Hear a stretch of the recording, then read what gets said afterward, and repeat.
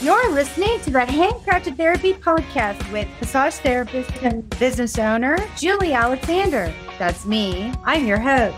I've been a massage therapist for 17 years, and I have a business marketing degree. On this podcast, we'll be interviewing industry professionals that can talk to us about how to run your business better, how to be a better massage therapist overall, and how to take care of yourself and give yourself a little love, a little self-care, little grace in your life. I am so glad that you're here. Thanks so much for joining us today. So, Marni, thank you so much for joining the Handcrafted Therapy Podcast today. I am so happy you're here. Marni and I go back a few years. She and I used to work at a spa together, what feels like decades ago. But, we're too young to say that, right? Probably only 1 decade ago. But thanks for joining us, Marni. Thank you. I'm honored to be here. Thank you, Julie. Yeah. And Marni and I both teach. We both have the pleasure of teaching at Kikino Institute of Healing in Plano, Texas. Tell us a little bit about what you do at Kikino, Marni. Well, I teach CEU classes and I work in the master clinic. So that's our highest clinic level. And it's been such an honor to really be stretched in that capacity.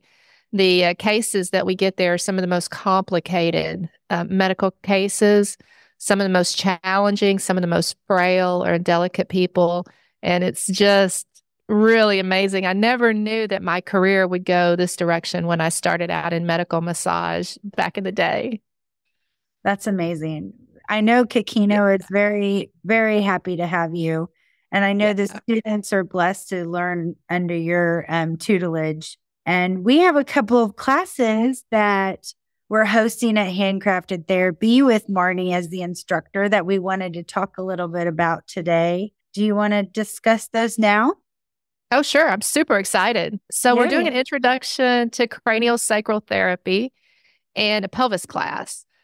The cranial class I'm super excited about. I consider that a fundamental skill set in being able to palpate the subtle rhythms in the body. So I teach my students light touch body work primarily, and sometimes light is deep, but we do a lot of myofascial, lymphatic, energy work, and craniosacral is feeling the cranial rhythm.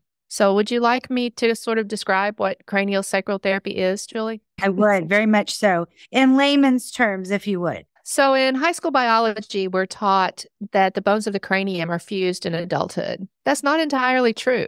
What we found is that the bones of the cranium actually move like the breath. So the cranium will elongate and then widen at a rate of about 8 to 12 cycles per minute. And that movement can be influenced by the respiration, by the breathing, but it is an entirely different movement. The current theory is that the cranium changes shape as the cerebral spinal fluid changes in pressure. So if you imagine that the cerebral spinal fluid that bathes the brain and the spinal cord is constantly produced. And as the brain produces more and more and more fluid, it creates tension and the cranium widens. It will get larger effectively. And then there's a nerve in the parietal suture. Here's my parietal suture. Here's my brain. Right on top here, there's a nerve that is postulated that when the pressure gets to be enough, that nerve will feel that strain and it will shut off production of the cerebral spinal fluid. And so as the pressure starts to decrease, as the fluid drains, it will start to produce more. So it's this cycle of on and off and on and off. As the changes in the cerebral spinal fluid cause the cranium to elongate and then widen and constantly change shape, this also affects the rest of the body. So if you can imagine the fascia. A fascia is this network of connective tissue all throughout the body. It surrounds every muscle fiber, every organ, every bone, and goes actually into the bony structures, the osseous structures of the body. So as the cranium changes shape, it also affects the dura, the covering of the spinal cord, all the way down to the sacrum. The sacrum is that triangle-shaped bone at the base of your spine, right between your hip bones. And as the cranium changes shape, the sacrum rocks. So it rocks with that same motion as the cranium.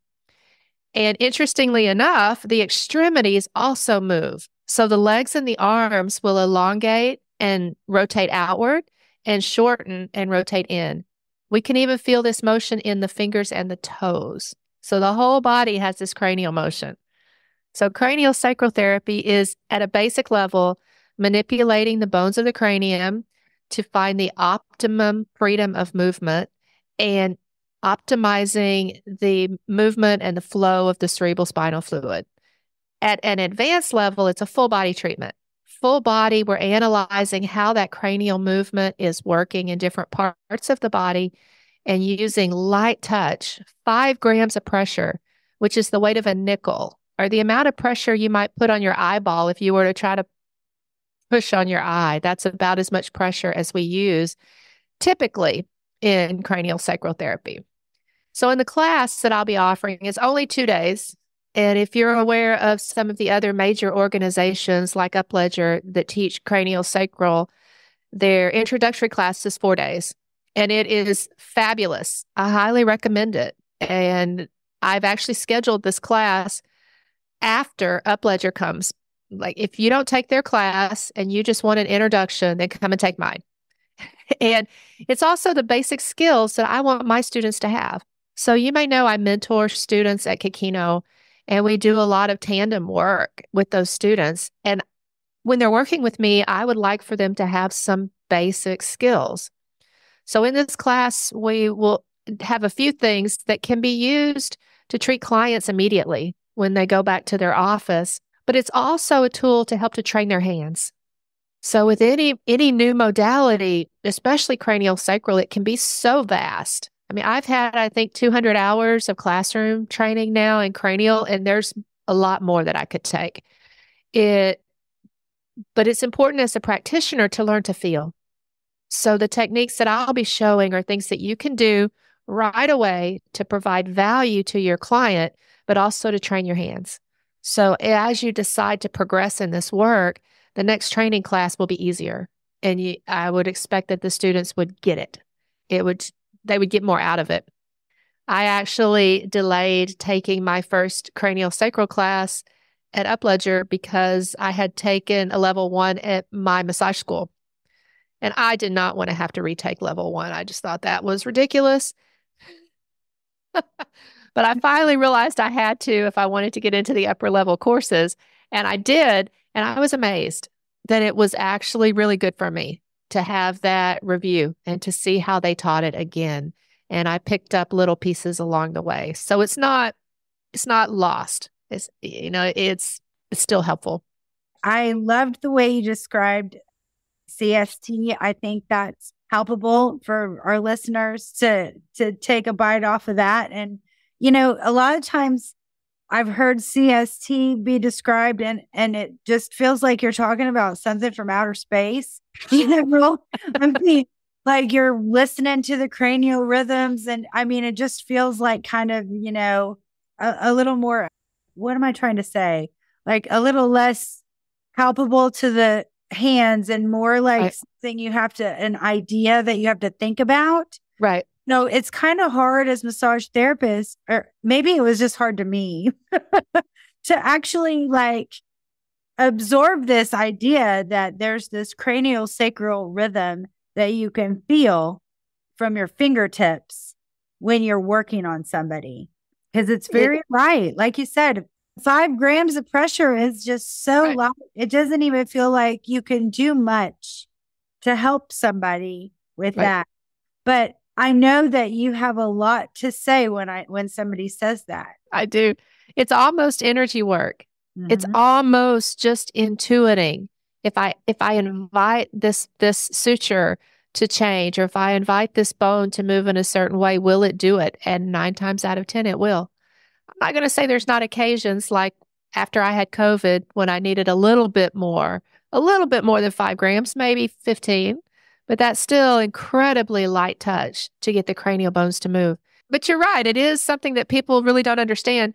And honestly, the touch is so subtle. It's so light to feel those subtle movements that people that aren't accustomed to feeling into their own bodies, it often takes them a little while. It takes me usually most of the first day to get the whole class feeling the cranial rhythm, because that is a very different way that we're accustomed to working. Energy workers tend to pick it up faster. People that are using a lot of deep pressure tend to pick it up slower, but we all can learn it. It's all available. And what happened with me is when I first started feeling it, it felt like it was my imagination. It felt that light. I literally thought I was imagining it. And then I had a trainer come up and hold the legs of my client and feel the rhythm at the legs and tell me what I was feeling at the head. And that was the thing that like set off that light bulb for me. Oh, okay, I'm really feeling it. So that's some of the things that we offer in this class, is being able to go around and confirm that, yes, this is what you're feeling. That's awesome. I mean, I know I've taken a first level craniosacral therapy class by Upledger, and Yeah. I am the massage therapist that will dig into you, and I use cupping, and I use just more pressure. That's just my style. Right. So I think because of my background and my relationship with massage, it was really challenging for me and I don't feel like I ever had a grasp on that, to be frank. Yeah.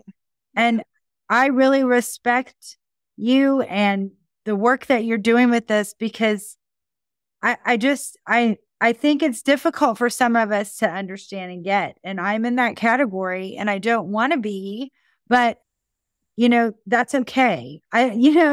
That's why we all have our specialties and our niches, because, we all specialize in something different and we all have something awesome to provide our patients. I think I remember sending some deep tissue clients to you back in the day. Yep. And more than one. I know that. Now, Marni, what got you into craniosacral therapy from your previous massage work? And what did you do energy work before? Have you always done energy work? Have you been kind of give me your progression of what your career has taken you? Oh, thank you. Thank you. Yeah. I took a Reiki class back in the early 90s before I ever went to massage school. And I thought, well, that's really cool. It feels very relaxing, but there was no big aha. And then I practiced it for about a month and then I forgot about it.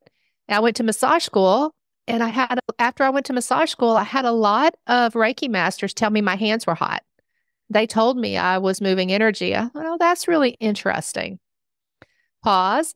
And while I was still in massage school, I took a craniosacral class. Now, I was very motivated to take craniosacral because the reason why I became a massage therapist is I really wanted to be an osteopath. And I had an osteopath that had helped me get out of pain for many years while I worked in an office environment. And I wanted to do that. I wanted to help people who had chronic neck pain like I did and get them out of pain in a gentle way. But I was 40 years old and have a degree in business. And the osteopath that was my family doctor for years while I was in this office environment suggested I go to massage school. And I said, why do I want to rub on people all day? I really thought massage therapy was a luxury service for rich people. I had maybe one massage my whole life, right? And she said, well, you can do most of the body work that I do.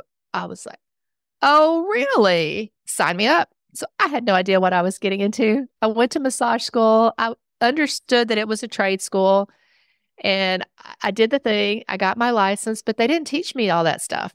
So I immediately started taking every advanced class I could. And I put my shingle out as a medical massage therapist, and I did a good job at it. I did a lot of orthopedic work, a lot of deep tissue work.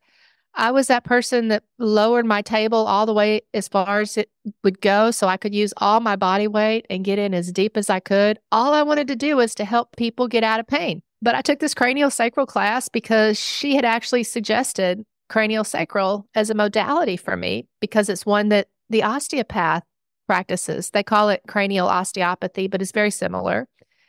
So I did, not knowing much, and I took the craniosacral class, and boy, I approached that class like learning all the details and all the mechanics, and I basically memorized what was taught to me. And I went and practiced that 10-step protocol for the next 4 years. I thought I knew everything, but I did it.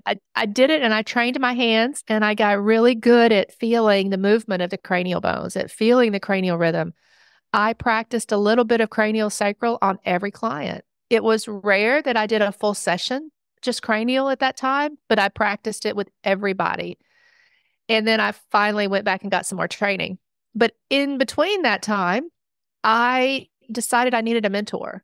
And I found a therapist that was working at the same place that I was, who had been practicing for 35 or 40 years. And I asked her, I said, can I come and give you a massage? I was a new grad. And she said, okay. So I did. Y'all may know Cersei has been my mentor. And she said, wow, you've got some talent. I think I can work with you. Would you like to trade with me? So I fell into this amazing opportunity to work with this really advanced therapist. And every week I spent 2 hours on her table, and I worked on her for 2 hours. And she would only tolerate the lightest touch. I thought that I was doing some combination of myofascial release and energy work. Like I would barely touch her and she'd say, nope, back off. Okay. So I was like just barely touching her skin, but she would tell me where she was feeling this releases in her body. So I would be tracking from working on her foot, releases all the way up her leg, into her pelvis, into her belly, all the way up into her head and even the cranium from working at a distant part of the body. So she taught me this gentle way of unwinding or myofascial release for the entire body. And one day I got home and she had posted on Facebook, wow, Marni, that was a great cranial session. And I said, I didn't even touch your head. What do you mean that was cranial? I thought we were doing myofascial and energy work. And then the light bulb went off, and I finally realized that she had been teaching me craniosacral therapy all these years. And then I did go ahead and enroll and start taking the more advanced classes through the Upledger Institute. But so I kind of fell into it. And after working with her, I started to develop this hybrid of techniques. I would do some deep work when I needed it, and then I would go into the lighter work, especially for people who could handle it. Especially, I treated a lot of very frail people, a lot of elderly people, and some people that just didn't need super deep work. And I was amazed to watch the changes, the profound changes in their body. And then this really skyrocketed after I started working at Kikino, that I started doing a lot of somato-emotional release, which is where we release emotions or traumas that are held in the body. So anytime there's a trauma or a traumatic event, or it could even be just a story that we told ourselves that I'm not good enough or I'm not worthy or some limiting belief, it's very often that there'll be a part of the body that will hold on to that. And it's not unusual that I'll be called to put my hands on a place on the body and they'll start crying and they'll start releasing. And the beautiful thing is at the end of that, once they cry and once they feel all the emotion that's held there, it's often gone or mostly gone. I'm not going to say that it doesn't come back because that's how healing works in layers, but I will literally look at them and they'll be freer. They'll be lighter. They'll be more comfortable in their bodies. They'll feel more confident.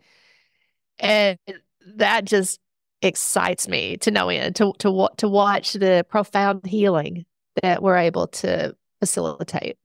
I mean, that's exactly what we're doing this all for, right? Is to get that, that reward at the end of the session that says, man, I feel so much better. Thank you for helping me on my journey of healing. Right. And I know that like what it may seem like is just small, very, very light movements with big results. And it's pretty amazing to me that, we have these tools that we can use as massage therapists to really provide the best outcome for any person, any body, any situation that, walks in our door. Cause we don't know what's going to walk in. This person could be very traumatized or very anxious or come from, a background of a lot of, disease or illness or emotional trauma. We have no idea what our work is going to do to release in their bodies and how that is going to look for us. Yeah. That is so beautiful, Julie, and so accurate. And if I could be a little esoteric, I've come to see that spirit has a way of sending the right person to the right therapist at the right time. And the fascinating thing, when people ask me about craniosacral therapy, I tell them that my early work in orthopedic and medical was about evaluating what was wrong and putting it back where it's supposed to go. We don't diagnose, but we evaluate. We don't cure, but we treat. So, if the hips were out of alignment, I'm putting them back into alignment. But with craniosacral therapy, there's this idea of neutrality, that it's not my job to decide what that client needs. It's my job to listen to their inner wisdom, or the inner physician, however you want to describe it. But there's this understanding that every human body knows what it needs to heal. And somehow some magic happens where the right therapist is there at the right time, and we're called to do the work that we are the best able to do for that body. It's like it always matches up. And, we also have resources and we have people and we have colleagues that we can refer to. But yeah, it's just fascinating how it always works out. And it is pretty emotional to think about because it does feel a little like kismet, like right place, right time kind of feeling. Yeah. I mean, yeah. Patients and clients move through our lives just like friends and, and jobs and things like that. Patients and clients move through our life in the same way. I'm very thankful for the people that are surrounding us in our massage community because our clients' bodies are changing every day. And, I was unfortunate enough to have to go through one of my best friends getting cancer and beating it, by the way. So I'll always, wow. The good story is that she is alive and well and survived and has no cancer in her body now, thank God. But when she was diagnosed with breast cancer, I was fortunate enough to have somebody in our massage community to be able to work with her. Is I am not trained in that. And I do no harm, number one rule. Right. Especially when it comes to somebody that I really cared so deeply about and love with all my heart. And so I'm just blessed to be able to have Kikino and all the other people in our community that help us heal the community together. Amen. Yes. Yes. So excited about that, Julie. It really has become a beautiful community. There's plenty of work to go around. Like I don't have this concept of competition. It's really collaboration. Absolutely. Yeah. Absolutely. And it's just, I'm so happy to be I feel like I'm in the middle of it. I just want you are. I want to give everybody a big hug and come and, eat and network with us and have classes and learn. And let's be massage nerds together, which takes me to the next class. Let's talk about what you're going to talk about and show us in the pelvis class. And, I've never taken a pelvis class before, a specific class on the pelvis. And I mean, to me, the pelvis looks like a central part of bodily function happens all in the pelvis and sits all in the pelvis. It's really important. So what occurred to me was the first thing I do in almost every session is evaluate the alignment of the pelvis. I will check to see if the legs are measuring the same length. Interesting fact, it's super rare to have a congenital leg length discrepancy, meaning most people's legs are the same length unless they have some kind of birth defect. But they will measure a different length if the pelvis is out of alignment. So I brought my little pelvis. I don't know if that'll help. But if you imagine if this ilium is rotated forward and this one is rotated backwards, that's going to shift the whole body. The legs will be a different length.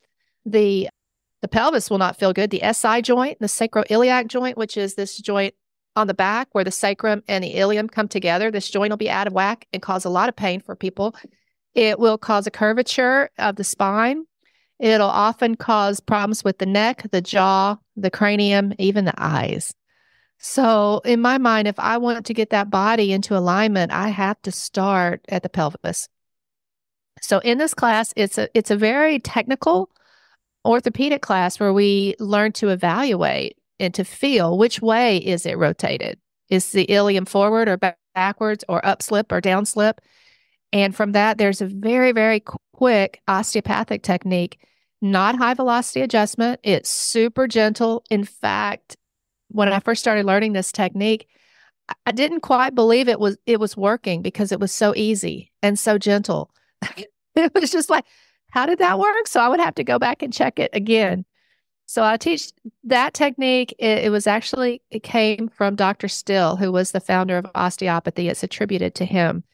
And if that doesn't work, I have some muscle energy techniques that I'll show as well, with the goal of getting the pelvis into alignment.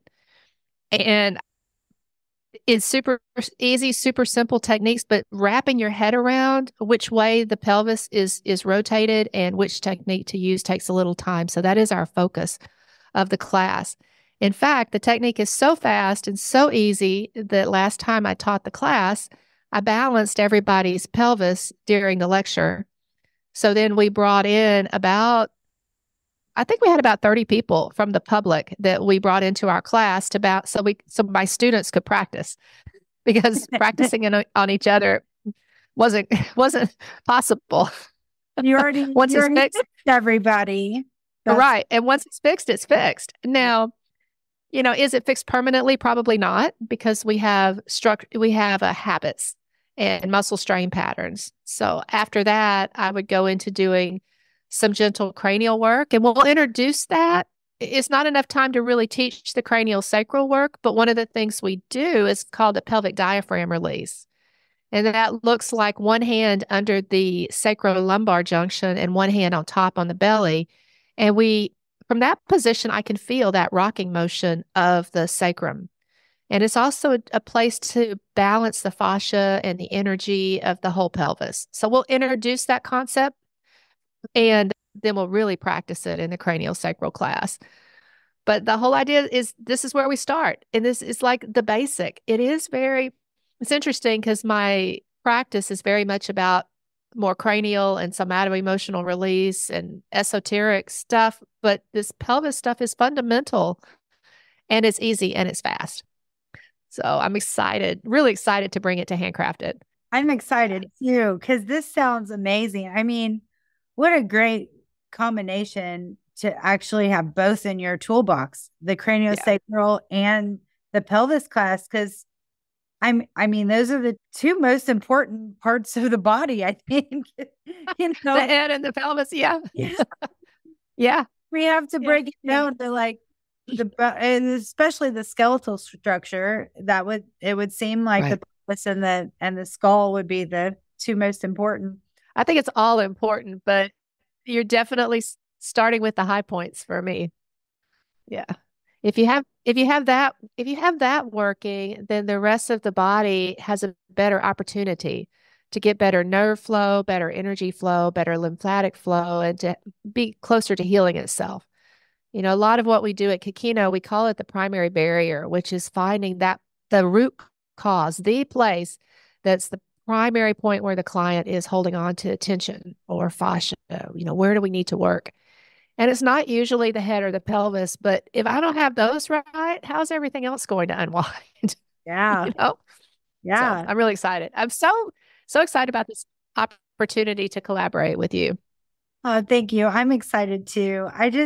I hope we get a full, happy classroom at Handcrafted. As you can see, I'm in the training room. This is That's beautiful. My mural on the wall that says judgment-free zone. So we always promote. Oh, I love that. Yeah, we always try to remind our classroom participants that you're in a safe space. You can relax and be comfortable, and, there's not going to be any judgment on anybody for anything. There's no dumb questions. There's not, everybody's a beautiful body. We're all humans. Kindness and grace are always in full supply. I love that. If I could just add a little bit, the level that I teach at is really for people who are fresh out of school or who have been practicing for many years.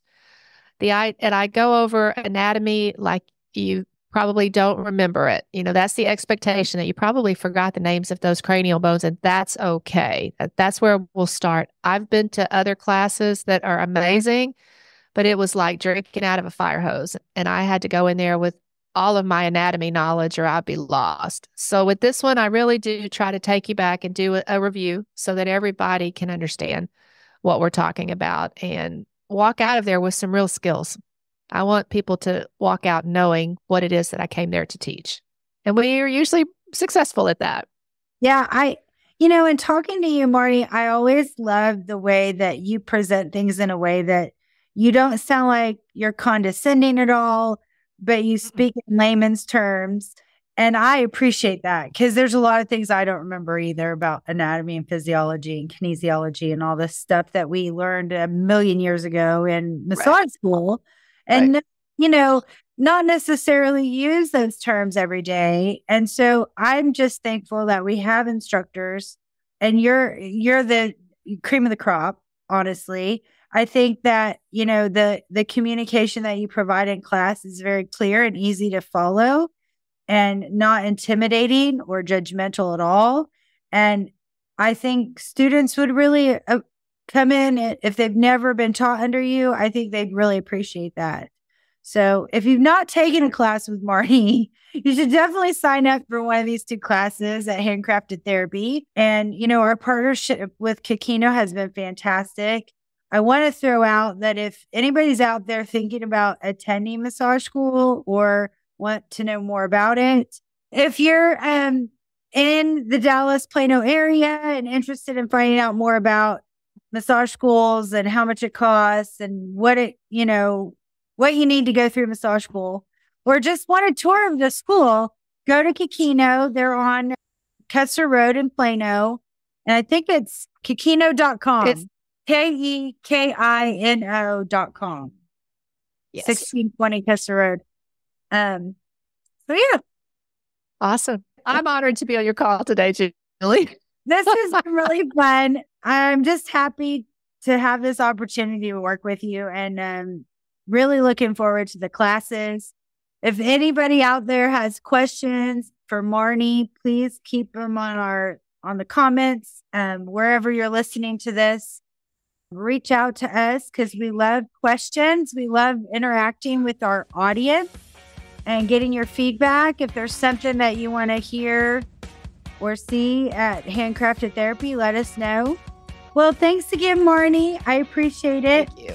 Thank you so much for joining me on the Handcrafted Therapy Podcast. I would love to hear from you. You can email us at podcast@handcraftedtherapy.com, or you can come by the store. It's at 3303 North Central Expressway, suite number 240 in Plano, Texas, 75023. Or you can connect with me on social, Instagram, Facebook, #Handcrafted Therapy. I'm Julie Alexander, and I wish you a very happy and healthy day.